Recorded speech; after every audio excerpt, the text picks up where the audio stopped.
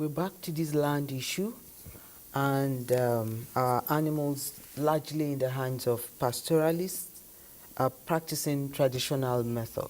Not that it's not a system of production, it is. However, we cannot get to where we want to go with that traditional method. And the traditional method will require large expanse of land, like you have said. And this land is shrinking because population is growing.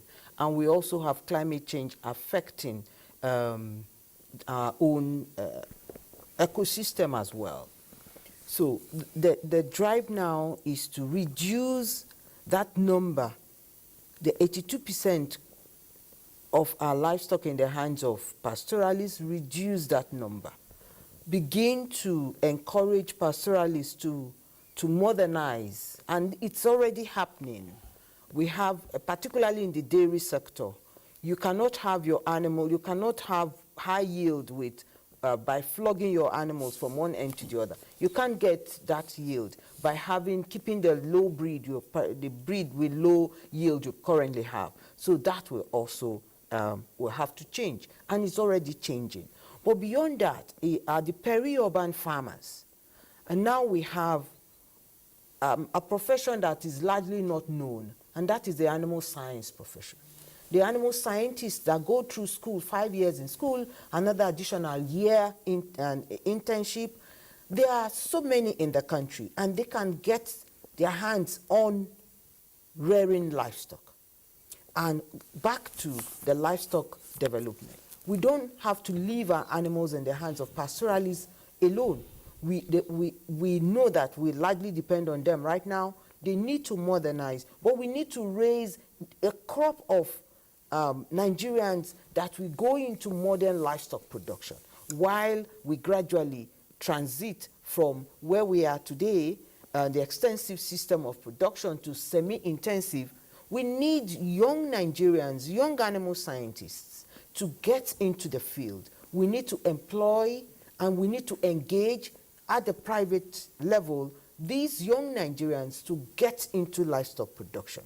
And you know that currently, we are not producing enough milk. We are importing up to 1.5 to 1.2 million naira worth billion naira worth of milk, and that tells on our foreign. Milk is so very expensive. And milk is expensive. But we have the animals to give us this milk, and we have the potential that to increase the breeds that we currently have.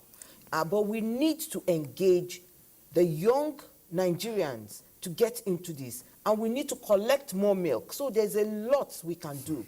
There is aggregation of milk, which we have not even talked about. So we have milk wasting. So beyond just having the land, is also having the professionals that will utilize this land for the right purposes. And then we don't necessarily need the large expanse of land if we are to modernize.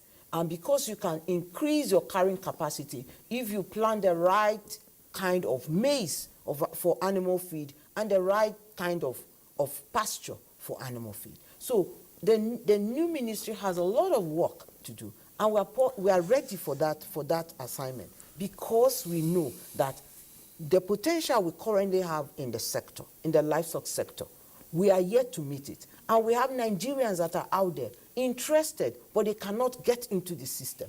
Now is the opportunity to open up the livestock sector, to get the private sector involved, to get the financial institutions involved, and like Professor Kuta said, to make sure that we regulate as much as we can the financial aspect, to make sure that it's not this double digit that we are talking about, but to make it single digit and make it attractive again for Nigerians, young Nigerians, to get into the livestock sector. So we have the land, yes.